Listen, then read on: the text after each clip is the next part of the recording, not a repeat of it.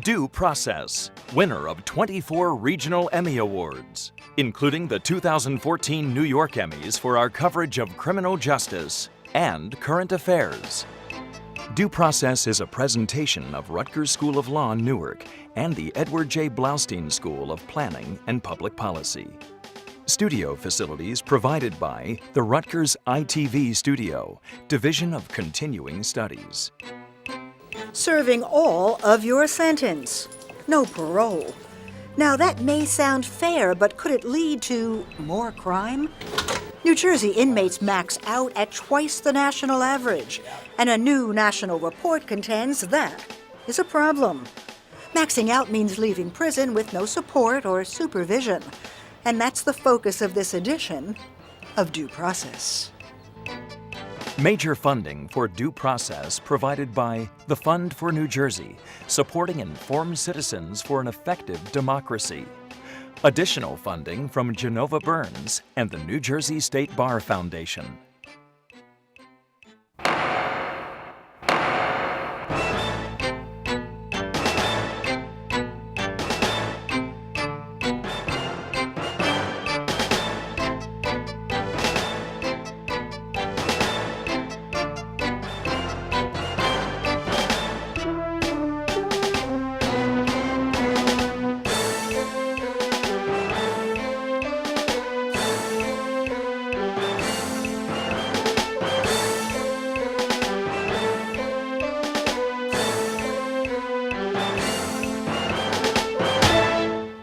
Maxing out, serving all of your sentence, no parole.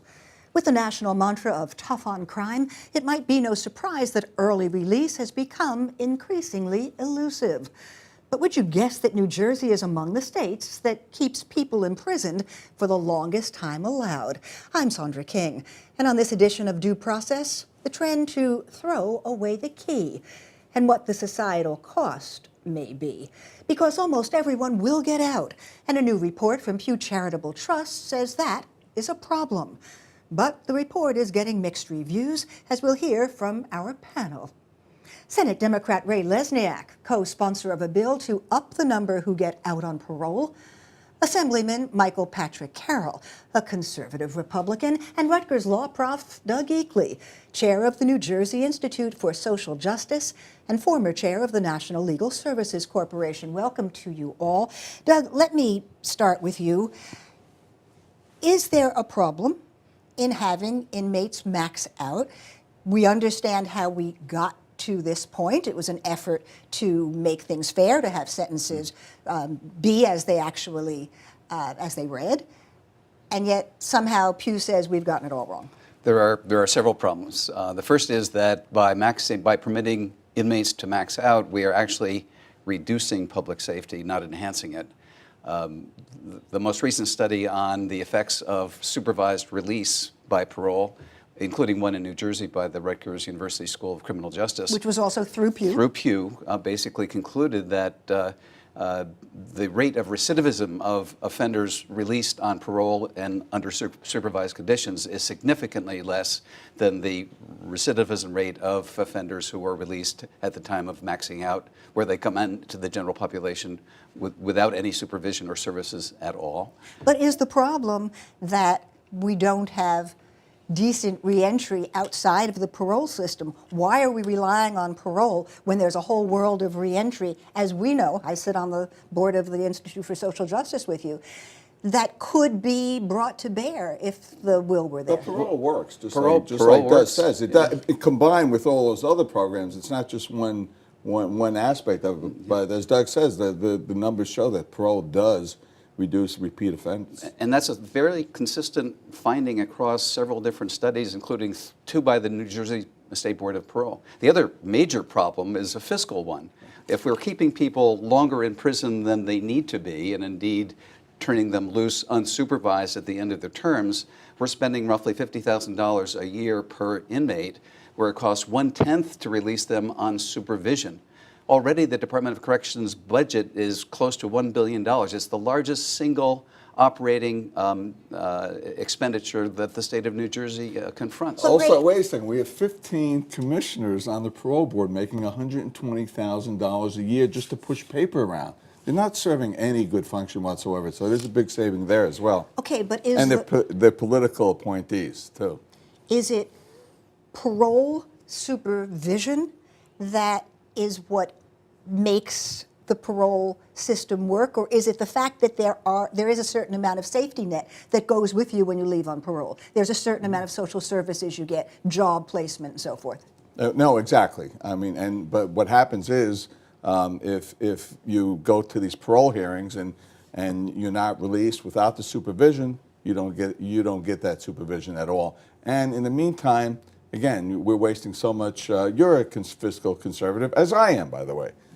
Democrat liberal, but we're both fiscal conservatives. There's a lot of savings that can be made here with reform of our criminal justice So then system. would you say, Michael Patrick Carroll, would you say then that people should get out early, be on parole, and have supervision and certain amount of The two are not necessarily mutually exclusive. You can get out after serving your full sentence and still be on parole. We could change the law to do that. And I'm not entirely certain you're wrong in the sense of that you obviously save money if you let people go. But then again, the question is, why did you put them in there in the first place? And I think, for example, if we were to abolish the war on drugs and simply say we're not going to throw people in jail for simple possessory offenses. You would do that? Absolutely. And I agree totally with the Assemblyman. So therefore we could save that money. But I mean, again, I think it goes to the reason we put people in jail in the first place. I mean, how many of our former colleagues have done time at one point or another?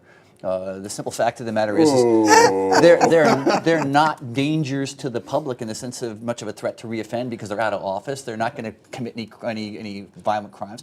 But we put them in jail to punish those people and to deter people like me from committing crimes like that again in the future. But the And it's worked. Well, it has. They haven't caught me yet anyway. Okay, but Michael. Stop it. That was a joke. It was a That's joke. clear. It was a Okay. joke. But Michael, what is the option?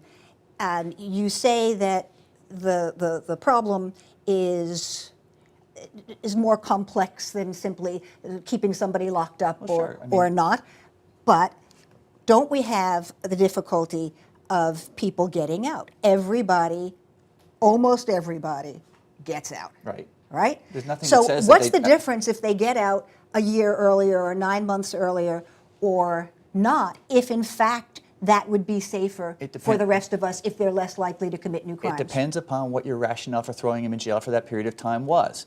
If it's to protect the public against the possibility that that particular offender will reoffend, then obviously letting him out when he's not much of a risk makes a lot of sense. And isn't that generally what we're trying to do? I'm not sure that that's the case. Again, like I said, from my colleague's perspective, it's Martha Stewart. You didn't throw her in jail because she was a threat. You threw her in jail to make a point. And if the point is to punish people for what they did, then letting them out early doesn't make any sense. You go to just in the violent crime scenario, go to a victim's family and say, hey, we got a choice between putting this guy in jail for 4 years and 10 years. Which are they going to choose? And so, from my perspective, it depends upon the But if it's 10 years or 9 years and 3 months. Well, it could be 10 years and then parole. I mean, that's fine too. We're talking about the same thing. We're really not disagreeing that much. And by the way, talking about the victims, there's a great program in our prison system called Focus on the Victims, where the victim gets together with the prisoner, and the prisoner gets a chance to actually see the damage in real terms, in personal terms. And there's a waiting list of prisoners for this program. And that's one of the programs that could be funded by the savings of just eliminating 2/3. As the Assemblyman said, there's a multifaceted approach. We need to change the culture of corrections in our society. It's not working. We had 8,000 prisoners decades ago. We now have 26,000. The budget's over $1 billion. Ending the war on drugs is a good start. We all have to work together to reduce the prison population, save money, and save lives, and provide greater safety. Okay, bigger picture. Yes. We are an anomaly, this country. Most punitive country in the world. We are the most punitive country. We put most people in prison. More and than Iran, China, North Korea. Russia, North Korea. Well, how do you know their stats are accurate? And we keep them. But in North Korea, you're not sure that you're going to go to jail or go to the That's true. to the chopping block. But we keep our prisoners longer than any other Western industrial But you also look at, country. say, for example, our crime rate, violent crime rate is 1/3 that what happens in Great Britain. So obviously, at least in theory, we've got the right people. So the fact of the matter is that you look at a lot of these other countries. I don't know about your numbers. Well, I mean, I don't know about those numbers. Canada's crime rate is higher than ours. Yeah. Britain's crime rate is higher than ours. Ireland's crime rate is higher than ours. And these are violent crimes. The one exception is we happen to be more lethal. Our criminals have a tendency to kill one another more often than Might theirs be do. guns. Well, it might be But that's another- criminals but with guns. Just And, getting back But to that's another story. Let me go to Doug. Just get back to the sort of subject of early release or maxing out. The way the criminal code in New Jersey is set up, the punitive portion of your sentence is presumed to be what you serve before you become eligible for parole. After that, you are presumed to be not only eligible for parole, but released on parole unless the parole board can come up with evidence that shows that it's more probable than not that you will violate parole. So What our what's parole gone board is- wrong? Because that's not what's happening. Our parole board is not functioning the way the statute contemplates. We roughly reject 60% of all parole applications per year. That means that we're releasing roughly 4,000 to 5,000 offenders a year who have maxed out and go back into the community without supervision. Ironically, we are providing the least dangerous offenders with the services and the supervision because they're out on parole while we're holding back the rest. And by the way, a majority of the people who max out aren't violent criminals. These are drug offenses and Again, property offenses. I'm not going to say again. I wasn't entirely certain why I was brought on the program as an anti because I'm not. Neither. I haven't figured that out yet. I'm not entirely anti to what they're suggesting. Right. But I think again, it's as you say, Senator, it's a multifaceted approach. If we were throw away the key is a good motto if people are violent. I mean, who's going to object? But if you've got a situation where a person is a drug offender at low... Well, we throw away the key, right, well, for drug offenders. One has to ask for the question. big-time drug well, offenders one has and to ask the sometimes question, small. One has to ask the question is, in what way are we protecting society when we do that? And that's a much deeper and more complicated question than simply parole. I want So to reforming- talk about presumptive parole, though, in my legislation, please, because there's another aspect of Yes. it. You're only eligible if you didn't commit any serious offenses while you're in jail. And if you cooperated with rehabilitation. Rehabilitation, and also there's also benefit for the person in prison. It's an incentive for them to get better and get well. But you've said you're not going to continue to press this unless you've got some indication that the governor is listening and has some will to do this. Well, that's what I did 2 years ago. I spoke to Attorney General Jeff Case. He said the governor's not going to go for this. I'm not so sure that's accurate right now. In any event, I'm going to move it because there's just too much with the Pew report. There's just too much statistical data that shows that this enhances safety and saves a lot of money. So I am going to pursue There's another irony here is that one of the key recommendations of the Pew report is that there be carved out of the sentences of people who passed their parole eligibility without being released on parole, a release under supervision 6 months before their term expires. We had that bill passed, sponsored by Bonnie Watson Coleman, that provided not just for supervised release, but for release to halfway houses with job training and services and the like. And then that got repealed because I think that got repealed for essentially political reasons. Well, what happens Halfway is houses have their own issues, don't halfway they? houses have their do, own but issues. what happens is, bad cases make bad law. So people who max out commit more crimes, okay? But a person who doesn't max out and gets out and commits a crime, and that makes big headlines, and then the politicians We got jump the on Willie board. Horton situation again. And Willie it's- Horton, Michael Dukakis, we all remember it brought down a national campaign. And yet, would Willie Horton, had he was a murderer, so that's a little bit outside of what we're talking about. But the person who gets out and commits a crime, who the other politicians are afraid of getting stuck with the stigma of, that person is just as likely to get out and commit a crime. More likely. Short More of- likely let's to face commit it, a And crime. according to the Pew folks, more likely. As you say, short of keeping this person in jail forever or executing them, Which and- even and- here we're not doing. And there's no way to ensure that, and so at the end of the day, the question again, I think it comes down to a generalized view as to who we're putting in jail, and if the objection, again, just today, I think there was a story about a group that wants to what they call destitutionalize or something, or decarcerate, I think was the line they used. They want to clean out 20% of the prisons this year and then 50% next year. If we could actually shut 1 or 2 of them down, maybe that makes some sense. Sure. And there's a lot to be said for that if the people you're releasing are not perceived to be threats. And I think part of that, I mean, you had, what, the 60s, the Rockefeller drug laws. They were a catastrophe. I mean, they threw a lot of people in. This is a good issue where conservatives and liberals can get together more and work together. libertarian than conservative. I would agree with And that. it's More radical than liberal. No. That's true. Because again, my thought is if the only person you're likely to harm is you, then government should stand back and say, So well, reform of the drug laws, we can have some Another day. unanimity here. Oh, for sure. But let's go to the person who has burglarized a house. No one was home. No one was hurt. I was home. I was I robbed remember at that. home. Yes. Well, luckily, I've had a couple, and I wasn't home. pity it wasn't concealed carry. You could have offed them. But what about that person? Should that does they it were matter? addicts. They didn't hurt me. I testified on their behalf to get them into drug court, as you would have, to get them treatment. Well, they might- so they so might they're not have not got- back. So they're not back in my room. They you know, might not have 2 gotten years out of my later. house, but I mean, it's you know, I look at, again, the question is, remember, generally speaking, you don't go to jail for a first offense on a lot of things like that. I assume that I'm right. I mean, most of the, you know, if you really have to become a pest for property crimes before they get around to let's throwing assume you you in are jail. a pest on property crimes. And well, then the But, question. Let's assume you're a pest on if you're property crime. addicted, you're going to be committing multiple offenses until you get treatment. Well, again, and there's the gonna point. I mean, I would agree with him that but again, the point of the matter is you got to incapacitate them some way if they've become that kind of a pest. And if putting you in jail is the only way to do it, I mean, I might not disagree with you that perhaps some treatment would be a good option, but that's not much of an option today. One of the people who burglarized my house went to prison for 3 years. Have you followed up? Yes, and I had actually recommended drug court, and the judge said she's a very nice woman and she says this, but I'm not listening. But at any rate, you've got somebody like that facing 3 years. What's the difference? If it's going to be safer ultimately, why not let that person out after 2 years? Well, again, the legislature Haven't you made your point? Maybe, but that's, again, therein lies the question. The legislature made the call, and I guess back, 1979, when they did all the criminal code and they did all the sentencing, and the idea was to make it coherent and logical, and then, of course, in 1980, we started the process of taking that all apart.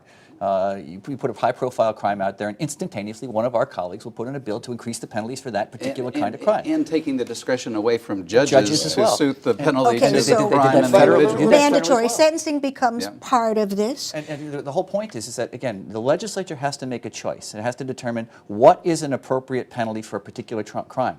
Once it does that, that's what we should live with. So, I mean, again, we could say 5 years for a burglary. We could say 3 years for a lives burglary. with- I would with the rather presumption not, of parole?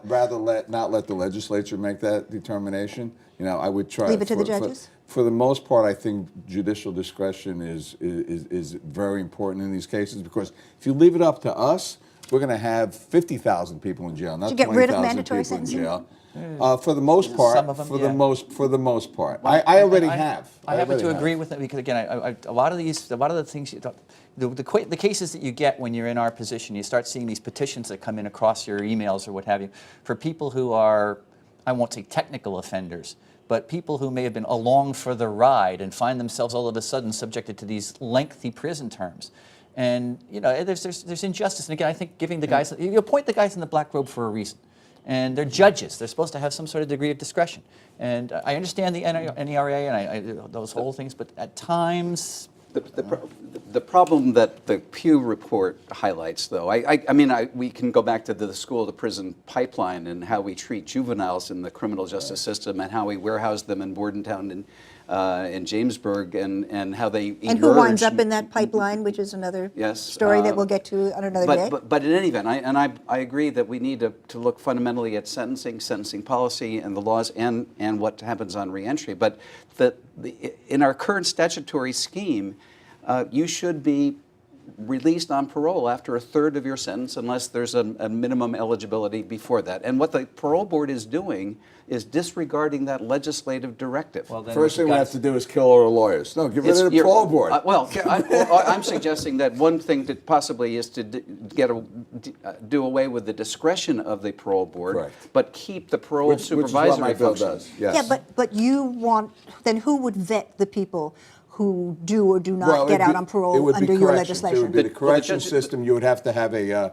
serious offense while in jail or not cooperate So we with any could, programs. so we could do away with Well, the parole board. Just about. Maybe have 2 or 3 commissioners, but just is it- about. The judge is making the initial call as to how long a term in prison is the appropriate punishment, and then what the appropriate eligibility for release date, assuming good behavior, as well as if there are treatment services or the like that are available and it's deemed necessary. But you have a discretionary call in the sentence itself, and it's the parole board that's exercising its discretion in a way that increases costs and decreases public safety.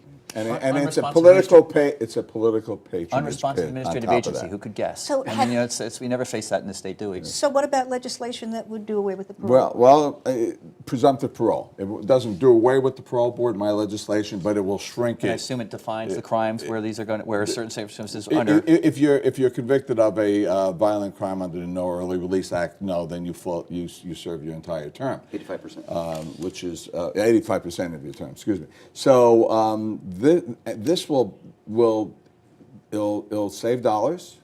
It'll reduce the number of repeat offenders, and it'll save lives. It doesn't get any better than that. From your side of the aisle, does that legislation have a chance? How do I know? I mean, I don't speak for most of the people on my side of the No, aisle. but you occasionally Thankfully. speak to them. One never knows. I mean, the fact of the matter is that again, we do take our clues sometimes from the center office. You know, I personally think that it's not a bad idea. That might need some to look at it and see what it says. I must confess, Senator, I haven't read the legislation. With a governor with national ambitions, can we imagine that this would ever get signed? Sure. I mean, the fact of the matter is that I have high hopes for the fact that if it's a good idea, the governor will sign it. You know, it's the bad ideas. Doesn't it scream soft on crime? So what? Yeah, Well, I don't know. you know, Doug, it's- let me ask you, you know, because we've got 2 minutes He's going to left. be running against perhaps Hillary. You think that's going to be a problem? There's, I mean, well, it's- maybe in a primary, it could be a problem. Could be.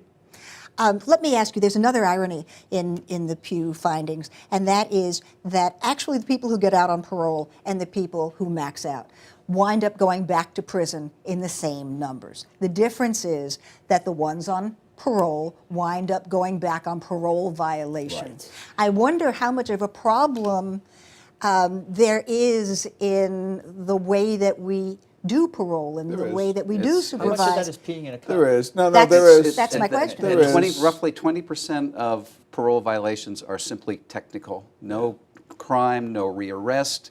It's a So, parole I mean, officer do we also determining. need to look at Here's- reforming this system? Here's the bottom line. We have to change the culture of corrections in our society overall, completely. Multifaceted. We have to approach it differently because we're wasting money, we're not protecting citizens, and we're not saving lives. And that's what we have to do, a multifaceted approach. I'm looking forward to working with the Assemblyman, with the governor, and tackling this issue. We have to do it. We should do it. So, Doug, as chair of the Institute for Social Justice, reentry being our number one issue, what do you see here as being realistic in terms of getting something done, but also being practical in terms of the political realities? Well, I'm hopeful of Senator Lesniak's bill receiving favorable support by the governor's office. I think that obviously, if we are going to imprison offenders and they come out, we want to do the best we can while they're in to turn them around Yet and equip another them. issue that we've not dealt with is that there is too little. But Preparation in prison. prisoner reentry is clearly enhanced by supervised release that provides not just supervision but services. And in the meantime, is this report a way to sell reentry to people who might not have Absolutely. otherwise bought it? Yes. Michael? It gave me additional hope where I had, you know, I had mothballed my proposal. I'm rolling it out now, and I'm going with it, Again, and I'm hopeful I for read it. the report, and again, I'm not sure that we're talking at cross purposes. Again, I think ultimately the question is, again, the legislature defines the term, and on that note, that's where we're going to have to leave it. With my thanks to State Senator Ray Lesniak, Assemblyman Michael Patrick Carroll, and Professor Doug Eakeley for taking on another tough issue of law and justice. It's what we do here on Due Process and why we've just won yet another award, the Philadelphia Press Association Prize for Outstanding Feature for our program on physician-assisted suicide. Still another reason to join us next week and every week. Till then, for Ray Brown, who had this one off, producer Tanya Bentley, and all of us here at Due Process, I'm Sandra King. We'll see you next time.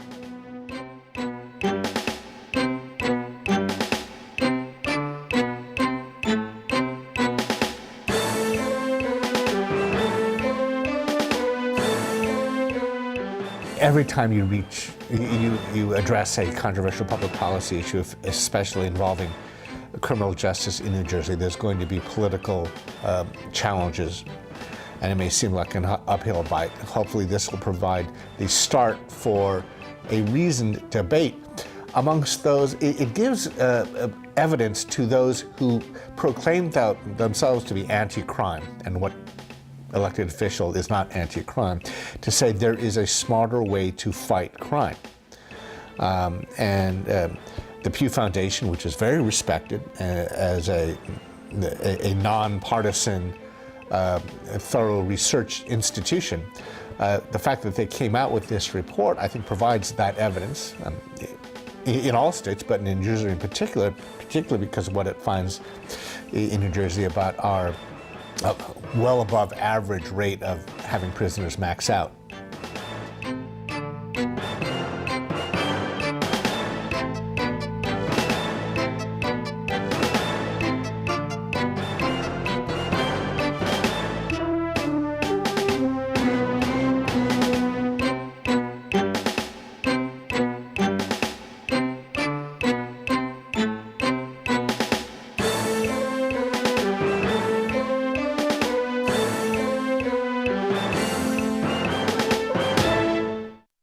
Want even more insight on law and justice? Become a fan of Due Process on Facebook. Follow us on Twitter and watch us on demand on YouTube.